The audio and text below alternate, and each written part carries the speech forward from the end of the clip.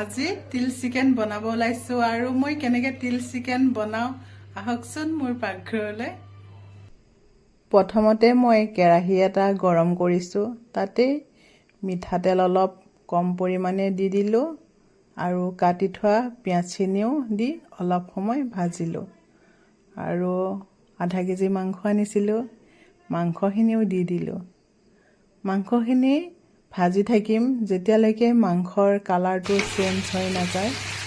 এয়া মই মাংস ভাজি আছোঁ, কালাৰটো চেঞ্জ হৈ গৈছে, কিন্তু এতিয়ালৈকে একো দিয়া নাছিলোঁ। এতিয়া মই পিচি থৈছোঁ ইয়াত দিবলৈ নহৰু, আদা, কেঁচা জলকীয়া আৰু জিৰা জালুক।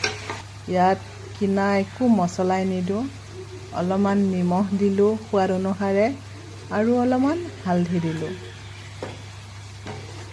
এইখিনি ভাজি থাকিম যেতিয়ালৈকে ইয়াৰ মাংসৰ পৰা ওলোৱা পানীটো শেষ নহয়। বেলেগ মছলা ইউজ নকৰোঁ, কাৰণ ইয়াত মই তিল দিম, তিলৰ এটা গোন্ধ আছে, বেলেগ মছলা দিলে সেই গোন্ধটো পোৱা নাযায়, সেইকাৰণে। আৰু এটা বিলাহী দি দিলোঁ। বিলাহীটো গলাৰ পিছত মই ইয়াত পানী দিলোঁ। এয়া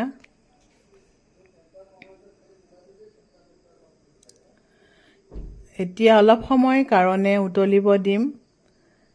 উতলি আছে আৰু এতিয়া তিলখিনি ভাজি থৈছিলোঁ, ভাজি থোৱা তিলখিনি পিচি থৈ ইয়াতে মাংসখিনিত দি দিলোঁ। এতিয়া ধুনীয়াকৈ উতলিবলৈ দিম 15 মিনিট 10 মিনিটৰ কাৰণে। ভালকৈ উতলাৰ পিছত ইয়াৰ কালাৰটো চেঞ্জ হৈ আহিব আৰু মাংসৰ সোৱাদটোও বহুত টেষ্ট হ'ব।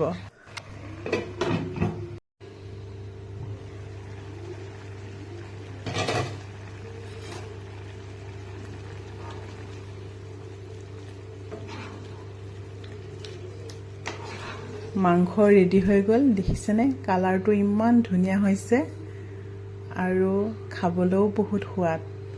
এই তিলৰ মাংস, তিল দিয়া মাংস। আপোনালোকেও ঘৰত এনেকৈ এবাৰ বনাই খাই চাবচোন।